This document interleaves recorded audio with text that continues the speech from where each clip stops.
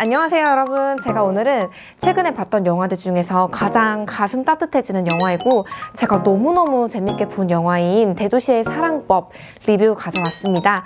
거두절미하고 줄거리부터 먼저 확인할게요. 영화는 웨딩드레스를 입은 제이가 담배를 피면서 친구인 흥수와 뭔가 애틋한 느낌의 인사를 주고받는 장면으로 시작합니다. 그리고 20살 대학 시절로 거슬러 올라가죠. 여기 시선을 싹쓸이하는 과감한 스타일과 남 눈치 보지 않는 거침없는 애티튜드로 모두의 관심을 한몸에 받는 자유로운 영혼 제이가 나옵니다. 그녀는 학교에서 미친년으로 불리고 있죠. 그런 제이가 눈길은 가지만 특별히 흥미는 없던 흥수에게 위기가 찾아옵니다. 바로 흥수가 게이라는 비밀을 하필 제이에게 들켜버린 거예요. 하지만 그 과정에서 제이와 흥수는 알게 됩니다. 서로가 이상형일 수는 없지만 오직 둘만 이해할 수 있는 것들이 있다는 것을 남들이 만들어내는 무성한 소문을 뒤로하고 그때부터 의기투합한 두 사람은 동거 라이프를 시작하면서 사랑보다 진한 우정을 나누고 또 신나게 시행착오를 겪으면서 서로의 곁에서 위안을 얻으며 어른이 되어간다는 이야기입니다. 이제 대도시의 사랑법이라는 외장하드를 한번 열어볼까요? 여러분, 로코 영화의 재미는 어떤 게이가 활약하느냐에 달렸다라는 말이 있어요. 이 영화에서 게이는 바로 남자 주인공입니다. 김고은 씨도 정말 걸크러쉬 그 자체. 진짜 매력적인 캐릭터로 나오셨는데 제가 생각했을 때 이 영화의 가장 최대 수혜자는 바로 노상현 님이 아닌가 싶어요. 인터뷰들을 찾아보면 진짜 MBTI I 그 자체시거든요. 수줍 그 자체인데 영화를 보면은 그냥 그 장흥수라는 게이 남자 사람 그 자체예요. 이런 역할을 어떻게 해내셨지? 저는 그런 생각이 들 정도로 연기를 너무 잘하셨거든요. 그 나레이션 하시는 목소리도 진짜 좋아요. 제가 이 영화에서 노상현 씨의 매력에 빠져서 파친코까지 지금 정주행하기 시작했거든요.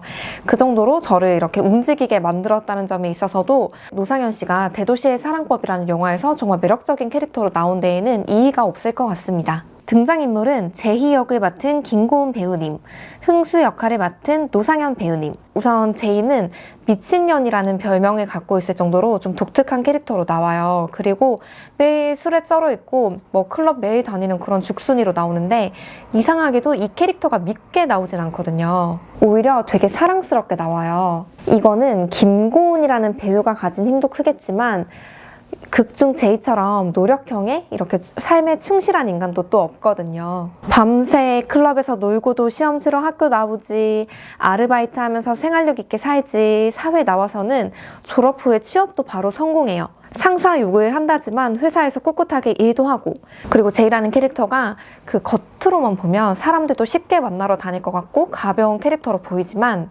진실한 사랑을 받고 싶어하는 그런 순수한 캐릭터예요. 그리고 제이라는 캐릭터는 극중의 친구인 흥수가 너무나 잘 소개를 했기 때문에 흥수의 입을 빌려서 추가로 더 설명하도록 할게요.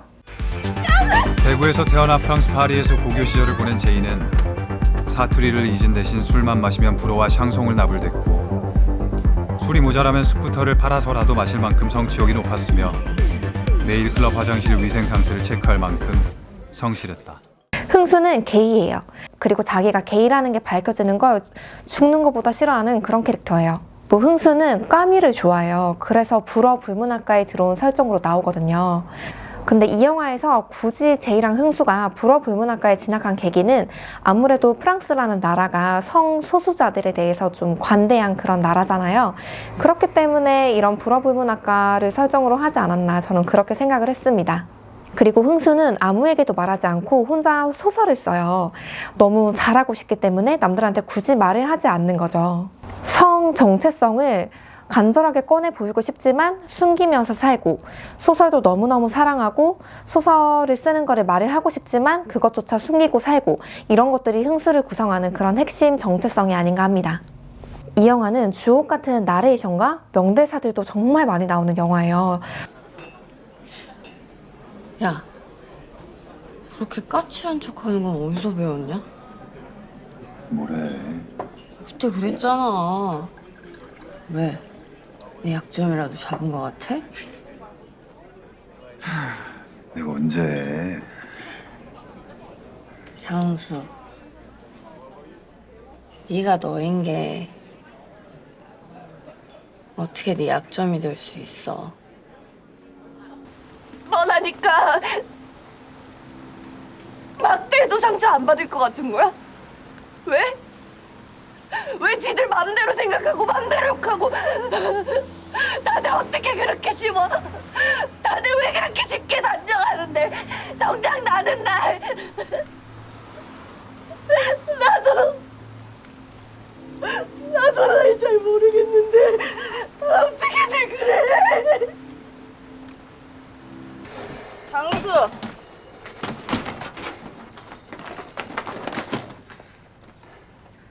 보호필름 떼고 하는 거야 사랑은 이 겁쟁아.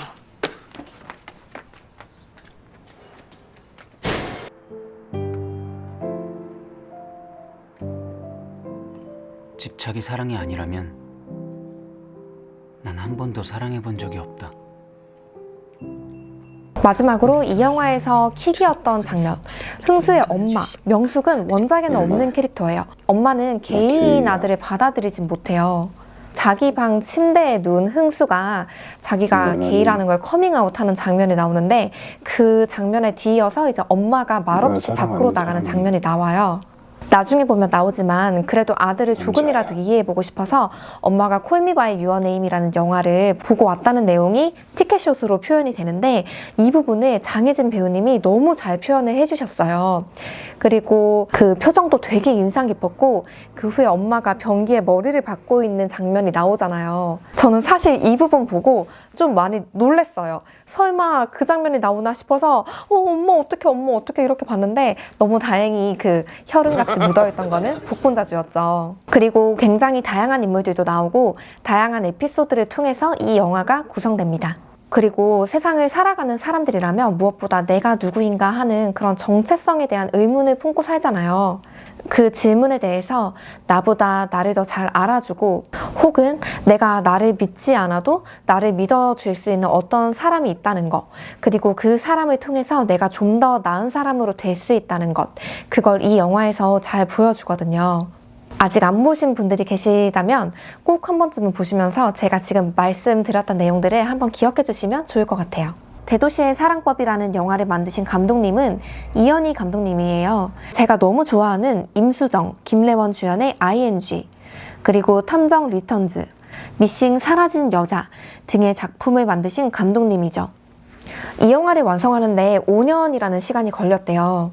여러분, 대도시의 사랑법이라는 영화는 그 소설이 원작이었던 작품인 거 아시나요? 감독님이 4편의 중단편을 모은 원작 소설을 출간된 해에 읽으시고 그중 단편인 제희를 영화로 만들고 싶어서 제작사에 직접 제안하셨대요. 왜 하필 제희냐면 우선 감독님도 마음껏 표출하는 제희가 멋있고 자신과는 달라서 부러웠대요. 근데 이 제희편은 남자 주인공인 영애의 시점에서 관찰되기 때문에 아무래도 좀 숨겨진 부분이 많이 있었대요. 그래서 이 제이라는 캐릭터의 숨겨진 면들에 대해서 감독님이 한번 표현해내고 싶었고 그 과정에서 대리만족도 느끼고 싶으셨다고 하네요. 영화 초반 20분가량은 캠퍼스와 클럽씬, 청춘의 빛나는 순간이 담겼어요. 근데 이런 화려한 장면뿐만 아니라 뭐 군대나 취업 같은 그런 재미없는 이야기들도 많이 담겨 있거든요. 그리고 모두가 인생을 살면서 겪는 고통들을 이 주인공들도 다 겪어요. 인생에는 늘 고저가 있는 거잖아요. 늘 좋을 수만은 없잖아요. 이 영화가 주인공들의 13년의 인생들을 담고 있는데 즐거운 순간뿐만 아니라 사회생활을 하다 보면 남들 시선에 자기 기준에 맞추게 된다거나 사회에 적응하기 위해서 우리 전부 다 아둥바둥하면서 살잖아요. 이런 주인공들의 방황하는 모습들이나 감정들까지 영화에 고스란히 담겨있기 때문에 감독님이 이 영화를 만드시면서 되게 공들여 만드셨구나, 저는 그런 생각이 들었습니다. 누구나 다 이런 감정들을 느껴보실 것 같아요. 내가 나인 게 약점이 되는 거. 저는 그렇게 생각하지 않지만 남들은 저를 되게 화려한 이미지로 보더라고요. 물론 제가 카메라 바를 좀 많이 안 받는 편이어서 카메라 속에서 보여지는 저랑 이제 밖에서 보는 저의 그런 갭 차이 정도는 있겠죠. 그 어떤 친구가 저한테 그런 말을 했었어요. 저는 좀 유지비가 많이 들게 생겼대요. 근데 여러분, 이거 어떤 의미인지 아시죠? 이거 되게 안 좋은 말이에요. 한마디로 저는 되게 명품 좋아할 것 같고 화려한 걸 좋아할 것 같고 붕 떠 있을 것 같은 그런 느낌이라는 거를 그 한마디로 표현을 했던 것 같아요. 근데 여러분, 저는 그런 겉으로 보여지는 모습과는 달리 되게 소소하고 아기자기한 걸 좋아하고 더더구나 영화를 정말 좋아하는 그런 시네필이잖아요. 시네필 부심. 그리고 X를 만났을 때 제가 좀 많이 안 좋은 일을 겪어서 인생이 바닥을 쳤었어요. 근데 그 안 좋은 일을 X한테는 말을 하고 싶지 않은 거예요. 왜냐하면 제가 좀 대왕 T여서 슬픔을 나누면 슬픔이 2배가 된다라고 믿는 사람이거든요. 그러니까 제가 저인 게 약점이 되고 싶지 않았던 거죠. 근데 사실 숨긴다고 해도 감정들을 다 숨길 순 없는 거잖아요. 그때 그 친구가 저한테 너는 자존감이 낮은 것 같다. 나도 결혼 정년기인데 너만 바라볼 순 없고 내가 의지할 수 있고 자존감 높은 멋진 여자를 만나고 싶다. 저한테 이렇게 얘기를 하고 떠나갔거든요. 누군가가 나를 그런 식으로 본다는 것에 대해서 더더구나 저한테는 소중한 사람이 그런 이야기를 했다는 거에서 너무나 큰 상처를 받았던 적이 있어요. 아직까지도 저 얘기를 생각을 해보면 되게 가슴이 시리기도 해요. 근데 이 영화를 보고 나니까 편견, 차별, 그리고 그런 상황 속에 있는 주인공들이 서로를 보호하면서 성장하잖아요. 저도 그런 점에서 이 영화를 보고 위로를 많이 받았던 것 같아요. 저한테도 그런 일이 있을 때마다 곁에서 늘 큰 위로와 격려를 해줬던 그런 친구들이 있거든요. 저 이 영화 보고 나서 그 영화 엔딩쯤에 나오는 노상현 씨의 100걸 9걸 제 친구들이 있는 단톡방에 올렸거든요. 미창년의 얘기밖에 듣지 못했지만 어떤 의미에서는 이 장면이 좀 슬프기도 했어요. 나랑 같이 20대를 보낸 청춘들하고 이별하는 그런 느낌이잖아요. 물론 영원히 안 보고 영원한 안녕은 아니겠지만 이제 친구도 가정이 생기면 예전처럼 자주 볼 수도 없고 예전처럼 붙어 다닐 수도 없으니까. 이 영화가 이렇게 현실적인 이야기를 담고 있는 담백한 영화이기 때문에 영화를 보면서 더 감정이 동해서 막 울컥했던 것 같아요. 반면에 이 영화를 싫어하시는 분들은 아무래도 퀴어라는 소재를 좋아하지 않는 분들이 아닐까요? 콜미 바이 유어 네임이나 해피투게더를 보고 취향이 아니셨던 분들은 추천하지 않아요. 퀴어라는 소재에만 중점을 둔 영화가 아니라 전달하려고 하는 되게 좋은 메시지들이 담겨있는 그런 영화이기 때문에 저는 조금만 경직되어 있던 끈을 풀어두고 이 영화를 한 번쯤 보시는 거를 추천합니다. 저는 사실 게이 친구가 로망이었던 시절이 있었어요. 2006년에 개봉했던 러브 앤 트러블이라는 영화나 2010년대를 강타했던 섹스 앤 더 시티 같은 드라마를 보면서요. 이건 사실 조금 이기적인 마음이기도 한 게 나를 성적 대상으로 보지 않을 이성들을 그냥 곁에만 두고 싶어 했던 심리기도 하니까 이 영화를 보기 전에는 조금 의구심을 가지기도 했던 것 같아요. 영화 포스터만 보면 좀 로맨스 영화같이 찍어놨잖아요. 그리고 이 영화가 대자본이 들어간 상업 영화이기 때문에 그냥 결국에는 둘이 잘 되는 건가? 한국인이 좋아할 만한 그런 결말로 끝이 날라나? 생각을 했는데 이 영화는 되게 도전적이고 되게 본격적으로 이 퀴어라는 소재를 다루고 있어요. 되게 노골적인 씬도 씬인데 퀴어 동아리랑 성소수자 인권단체까지 나오는 거는 좀 신박했던 것 같아요. 근데 요즘 젊은 세대층에서 인기가 많은 작품들을 보면 이 퀴어 소재가 조금씩은 들어가 있는 것 같긴 해요. 예를 들면 쥐롤라가 부른 랜드 오브 롤라, 조회수가 도합 1000만을 넘어가기도 했고 그에 걸맞게 뮤지컬 킹키부츠가 뜨겁게 흥행하기도 했고요. 저조차도 티켓을 못 구해서 못 보러 갔거든요. 킹키부츠와 대도시의 사랑법 두 컨텐츠 다 보편성 속의 특이성에 대해서 담아냅니다. 누군가에게 인정받지 못한 자아와 정체성을 고민하고 다름을 인정하고 새로운 꿈을 향해 나아가는 이야기를 담고 있어요. 대도시의 사랑법에서는 퀴어라는 소재를 별난 것이라거나 자극적으로 소비하진 않아요. 다만 그들이 얼마나 상처받는지 그리고 주변에 상처를 주게 될까봐 두려워하는 그런 모습들을 그려내거든요. 별다를 거부감 없이 저 사람도 나랑은 별 다르지 않는 사람, 나랑 같은 사람이라는 공감대를 자연스럽게 전달해요. 그리고 이 제이와 흥수라는 주인공 둘 다 서로에 대해서 너무 잘 알기 때문에 그 약점이 또 타격이 될 수가 있잖아요. 각자의 그 약점을 정확하게 타격하기도 하지만 네가 너인 게 어떻게 약점이 될 수 있겠냐고 따뜻하면서도 진심이 담긴 이야기를 해주면서 서로에게 유일한 존재로 서서히 거듭나는 영화예요. 저는 이 영화를 통해서 대중적인 다양성들이 존중받을 수 있는 영화들이 더 많이 만들어지기를 바라고 좀 더 서로의 다름에 대해서 인정하고 존중할 수 있는 그런 사회가 되기를 바라는 마음으로 이 영화를 정말 진심 어리게 응원하게 됐습니다. 마지막으로 이 영화를 보시는 분들은 이 메시지를 꼭 전달받으셨으면 좋겠어요. 다름이 죄가 아니라는 거, 더 당당해져도 된다는 거, 그리고 시간이 조금은 걸리겠지만 사회도 다름을 점점 더 포용하는 사회로 변해갈 것이라는 거를 꼭 기억하시길 바랍니다.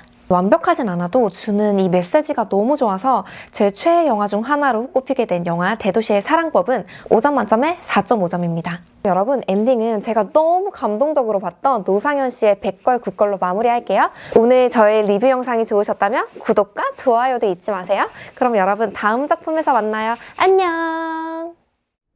제이야.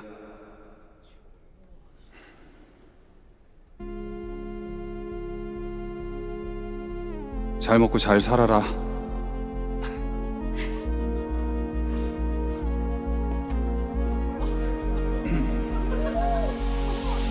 You don't know me, you don't know me, you don't know me, you don't know me. So shut up, boy. So shut up, boy. So shut up, boy. So shut up, shut up. 앞에선 한마디도 못하더니 뒤에선 얘기만 좋게 해. 어이가 없어. 내가 사랑했던 순간들과 그때 내가 지었던 모든 표정을 기억하는 내가 나인 채로도 충분하다는 것을 알려준 내 20대의 외장아들. 잘 가라, 제이야.